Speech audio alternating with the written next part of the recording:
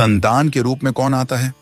पूर्व जन्म के कर्मों से ही हमें इस जन्म में माता पिता, भाई बहन, पति पत्नी, प्रेमिका, मित्र शत्रु, सगे संबंधी इत्यादि संसार के जितने भी रिश्ते नाते हैं सब मिलते हैं, क्योंकि इन सब को हमें या तो कुछ देना होता है या इनसे कुछ लेना होता है।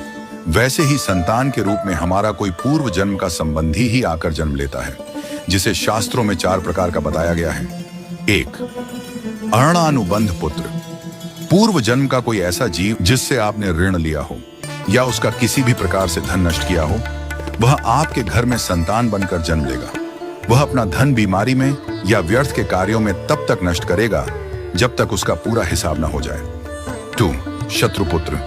पूर्व जन्म का कोई दुश्मन आपसे बदला लेने के लिए आपके घर में संतान बनकर आएगा। बड़ा होने पर वह माता पिता से मारपीट, झगड़ा करेगा या उन्हें सारी जिंदगी किसी न किसी प्रकार से सताता ही रहेगा।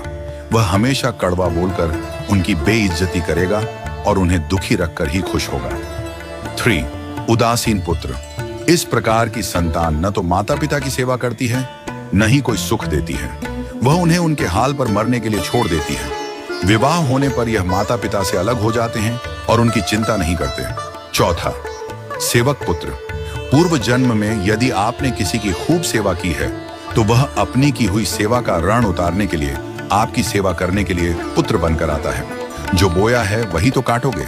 यदि अपने माता पिता की सेवा की है तो ही आपकी संतान बुढ़ापे में आपकी सेवा करेगी, वरना कोई पानी पिलाने वाला भी पास न होगा। आप यह न समझें कि यह सब बातें केवल मनुष्य पर ही लागू होती हैं। इन 4 प्रकार में कोई भी जीव आ सकता है। यदि आपने किसी गाय की निस्वार्थ भाव से सेवा की है तो वह भी पुत्र या पुत्री बनकर आ सकती है। यदि आपने गाय को स्वार्थवश पालकर उसके दूध देना बंद करने के पश्चात उसे घर से निकाल दिया हो तो वह ऋणानुबंध पुत्र या पुत्री बनकर जन्म लेगी। यदि आपने किसी निर्दोष जीव को सताया है तो वह आपके जीवन में शत्रु बनकर आएगा। इसलिए जीवन में कभी किसी का बुरा न करें, क्योंकि प्रकृति का नियम है कि आप जो भी करोगे उसे वह आपको इस जन्म में या अगले जन्म में 100 गुना वापस करके देगी।